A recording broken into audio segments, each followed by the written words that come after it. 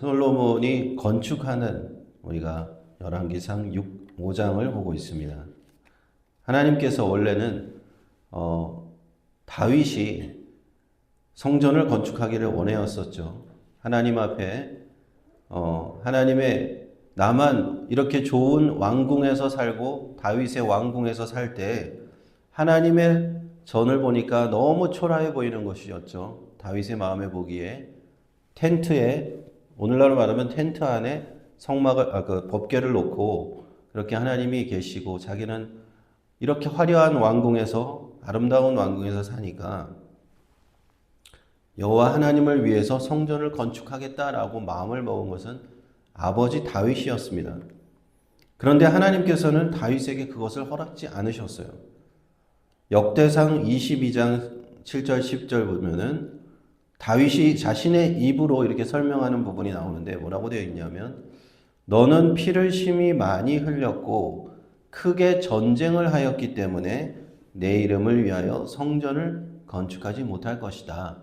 다만 너 대신에 너에게 한 아들을 주리니 그가 솔로몬이고 그의 시대에 내가 전쟁도 없고 아무런 문제가 없게 되고 평안과 안위를 이스라엘에게 줄 때 그가 내 이름을 위해서 성전을 건축하리라 라고 말씀하셨습니다. 다윗은 하나님 앞에 하나님의 전을 지어드리고 싶었어요. 하나님이 계시는 곳이 너무 초라해 보이니까 언약궤가 텐트 안에 있으니까 내가 하나님을 위해서 멋진 성전을 지어드리고 싶다. 그 소망이 하나님은 그 마음을 다윗의 마음을 받으셨어요. 받으셔가지고 뭐라고 하셨냐면 하나님이 감동을 받으신 것 같아요. 그 성경 사무엘하 7장에 나오는데 하나님께서 다윗의 그 기도를 들으시고 크게 감동하셨어요. 다윗아, 네가 나를 위해서 집을 짓겠느냐라고 하세요. 하나님께서 아니다, 내가 너를 위해서 집을 지어줄게 라고 말씀하시죠. 놀라운 말씀인데 그래서 다윗 언약이라고 합니다. 하나님께서 다윗을 통해서 다윗 가문을 지어주시겠다는 거예요. 하나님께서 우리가 드리는 그 마음, 하나님의 성전을 위해서 다윗이 내가 하나님을 위해서 성전을 짓겠습니다. 그 마음을 보시고 하나님은 아니야. 이 모든 세상이 다 내 것이고 나에게는 성전이 필요 없지만 네가 그렇게 짓고자 한다면 너의 아들 때에는 짓게 해줄게. 그러나 내가 그 너의 마음만은 받겠다. 그리고는 내가 너를 위해서 집을 지어주겠다라고 말씀하셨는 거예요. 그게 사무엘하 7장입니다. 그리고는 이제 지금 오늘날 솔로몬 시대가 되어서 정말 평화로운 시대가 왔어요. 더 이상 전쟁이 없는 시대입니다. 그리고 솔로몬 시대에는 물자가 풍부한 시대가 되었어요. 주변국들 북쪽에 있는 저 다메섹부터 시작해서 저 유프라테스 강 저 동쪽부터 애굽 땅에 이르기까지 그 모든 땅을 이스라엘이 다스리는 다윗 시대에 다 평정을 해버렸기 때문에 솔로몬은 더 이상 싸울 필요도 없는 거예요. 그들이 다 이제는 조공을 보내옵니다. 이스라엘 땅에 조공을 보내와서 물자가 풍부하고 식량이 풍부하고 이스라엘은 부강한 나라가 되었습니다. 하나님께서 이렇게 축복을 주실 때 솔로몬은 아버지가 하셨던 것을 잊지 않는 겁니다.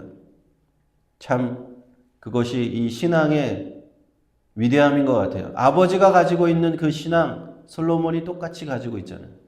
우리가 선대에 하나님을 잘 믿는 모습을 보여드리면 우리 후대는 어떻습니까? 그것을 똑같이 배우는 겁니다.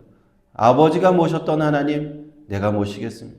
아버지가 성전을 건축하려고 하셨는데 못하셨고 재료만 준비하셔서 다윗은 재료만 다 준비하고 이제 하나님 품에 갔는데 이제는 내가 하나님을 위해서 성전을 건축하겠습니다. 그래서 솔로몬은 성전을 건축하기 시작한다 하는 겁니다.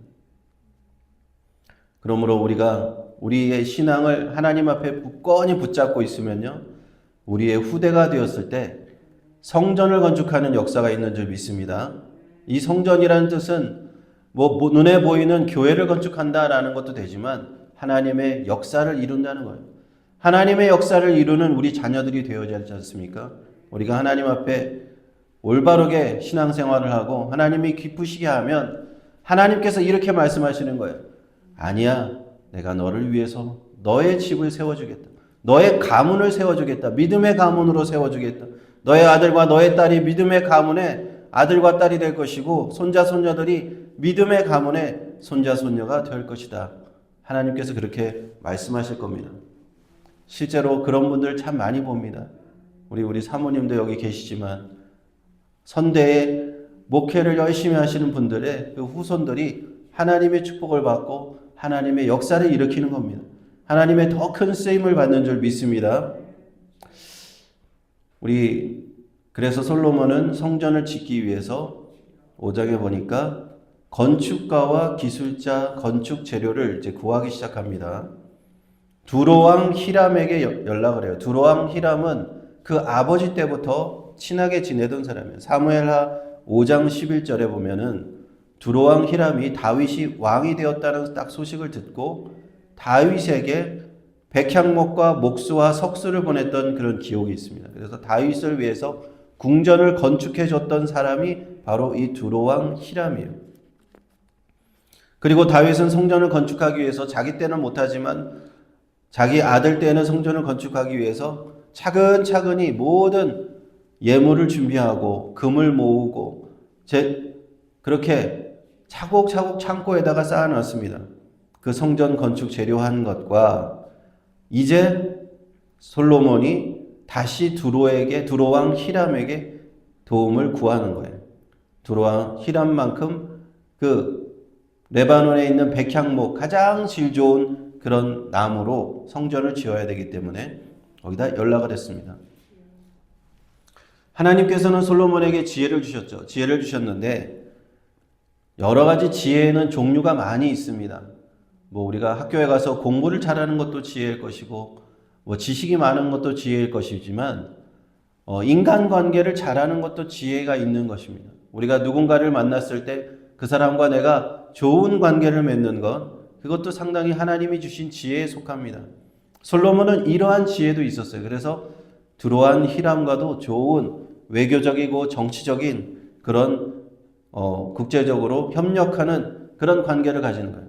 그래서 이스라엘만으로는 이것을 지을 수 없습니다. 우리의 능력만으로는 되지 않죠. 한 국가가 요즘에도 한 국가가 번영을 하려고 그러면 자기 혼자서 되진 않잖아요. 우리 대한민국이 번영을 해야 되는데 혼자서 되지 않아요. 주변국들하고 잘 외교를 해야 됩니다. 정치적으로, 국제적으로 다 협력을 해야 돼요. 그래서 동맹도 맺고 협력도 하고 이렇게 되는 건데 솔로몬 때는 이것을 잘했다는 거예요. 하나님께서 솔로몬에게 주신 능력을 카테고리별로 이제 보아놓으면 제일 처음에 우리가 보았던 재판을 잘하는 능력을 보았죠. 그 두 여인의 그 아이 문제를 가지고 재판을 잘했습니다. 재판을 정확하게 판결하는 것. 그 다음에 정부를 조직했습니다. 정부에 이러한 장관을 세우고 9개 부처를 세우고 거기에 능력 있는 사람을 세우는 이런 행정 능력의 지혜를 받았고요. 또 솔로몬은 모르는 것이 없었다. 식물과 동물과 천하 만물의 모든 것을 얘기할 수 있었고 잠언 3천을 지었고 지적인 능력도 또한 하나님이 주셨어요. 그런데 마지막으로 오늘 보니까 정치적인 능력까지 있습니다. 외교적인 능력까지. 하나님께서 이렇게 우리에게 지혜를 주실 때는 모든 분야에게 골고루 지혜를 주시는 줄로 믿습니다. 솔로몬은 이렇게 하나님께 받은 지혜로 이 성전 건축을 준비합니다. 두로왕 히람에게 연락을 하여서 이제 내가 하나님께서 말씀하신 대로 아버지에게 약속하신 그 약속을 실행할 때가 됐습니다. 이제 필요한 재료를 좀 저에게 주십시오. 공수해 주십시오라고 해요. 레바논의 백향목을 달라고 특별히 얘기합니다. 가장 최고급 나무를 가지고 이제 성전을 건축해야 되기 때문에. 그러자 그 소식을 들은 두로왕 히람은 솔로몬에게 얘기하죠. 내가 그 최상급의 백향목과 잣나무를 다 뗏목을 엮어서 바다로 이렇게 해서 북쪽에서 이렇게 내려오는 거. 이스라엘까지 바다를 향해서 그 궁전까지 예루살렘까지 그것을 보내겠다. 대신 나에게는 예루살렘에서 나는 귀한 음식물을 달라, 식물을 달라 이렇게 얘기하죠. 12절을 보시면은 5장 12절 보시면은 여호와께서 그 말씀대로 솔로몬에게 지혜를 주신 고로 히람과 솔로몬이 친목하여 두 사람이 함께 약조를 맺었더라 되어 있습니다. 이것이 하나님께서 지혜를 주셨기 때문에 친목했다라는 것이 하나님의 지혜로 잘 지냈다는 겁니다. 잘 지내는 것이 사실 쉽지 않잖아요. 우리가 누군가를 계속 지속적으로 좋은 관계를 유지한다는 것, 지혜가 많이 필요한 것인데 하나님께서 이 지혜를 주셔서 솔로몬은 성전을 건축하는 그 첫 삽을 뜨게 되는 겁니다. 그리고 이제 13절에 솔로몬이 이스라엘의 일꾼들을 불러일으켰다라는 일꾼들의 역군들을 불러일으켰는데 그 전국에 이스라엘 전역에 있는 노동자들을 부른 겁니다. 그 수가 3만 명이나 됐다 하는 겁니다. 그래서 만 명씩 나눠서 한 달은 레바논으로 보내서 거기서 일을 하게 하고 두 달은 쉬게 했다. 감독은 아도니람이라고 하는 사람을 그 일을 감독하게 씌웠다 하는 겁니다. 짐꾼도 7만 명이 있었고 산에서 돌을 뜨는 자, 채석장에서 돌을 캐는 자도 8만 명이나 있었다. 귀한 돌을 잘 떠다가 성전의 기초석을 하나하나 높게 함으로써 이제 성전 건축이 시작되는 겁니다. 그리고 마지막에 솔로몬의 건축자와 히람의 건축자 이들이 모두 함께 이 성전 준비에 박차를 가했다라는 것이 이제 5장이고 6장에 넘어가면 이제 성전 건축을 쭉 하는 내용들이 나오게 됩니다. 그리고 하나님 솔로몬 시대에 성전을 건축한 이야기를 보게 되면 우리도 한번 교회 건축을 생각하게 되죠. 교회를 하나님 앞에 솔로몬처럼 드리면 어떨까? 우리도 이렇게 아름다운 교회 예배당을 하나님 앞에 드리면 어떨까? 그런 생각을 누구나 하게 되는데 특히 목회자들은 그런 생각을 많이 하게 돼요. 목회자들은 하나님의 예배당이 없는 교회들이 많거든요. 사실은 우리 유타 한마음 교회도 하나님께 감사해야 될 것이 이 예배당을 다 우리가 소유하고 있잖아요. 근데 통계를 보면 미국에 있는 그 교회들 가운데 한인 교회들 가운데 자신의 예배당이 없는 곳이 한 60% 된다고 합니다.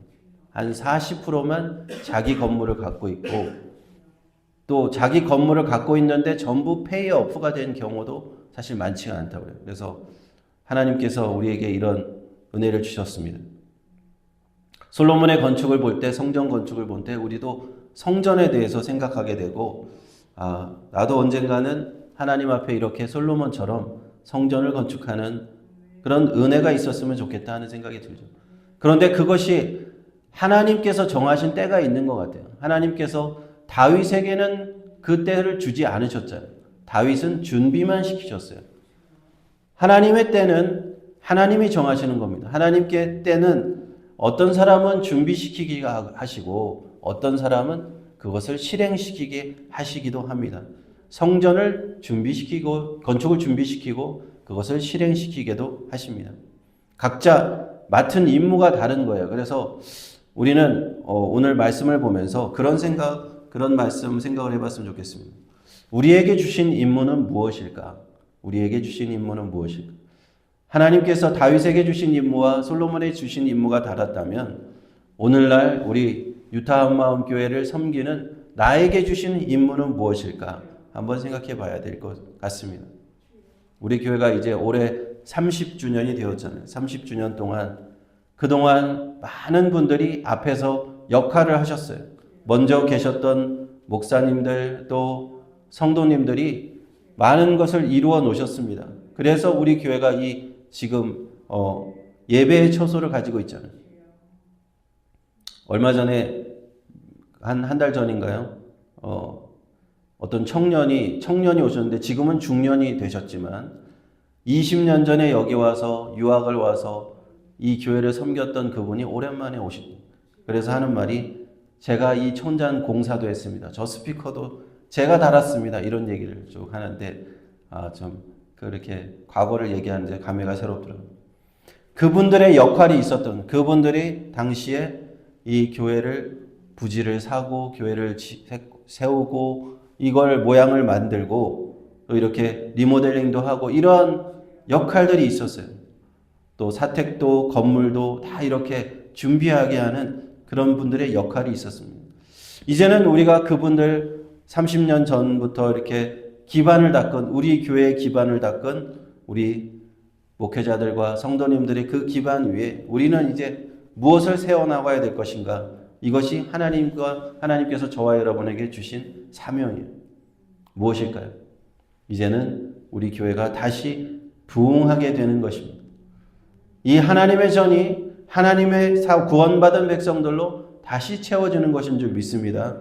찬양의 소리가 매일같이 울려 퍼지고 어린아이들부터 청년에 이르기까지 많은 젊은이들이 모여서 함께 교육을 받고 말씀을 배우고 하나님을 찬양하는 교회가 되어야 될 줄 믿습니다. 우리가 또 주님을 위해서 헌신하는 남녀노소 모든 주의 성도들이 모여서 우리가 든든하게 이 예배당을 채우고 하나님의 든든한 교회로 서서 나아가 우리가 선교적인 사명도 감당하고 많은 선교사들도 돕고 그런 교회가 되도록 우리에게 사명을 주신 줄 믿습니다.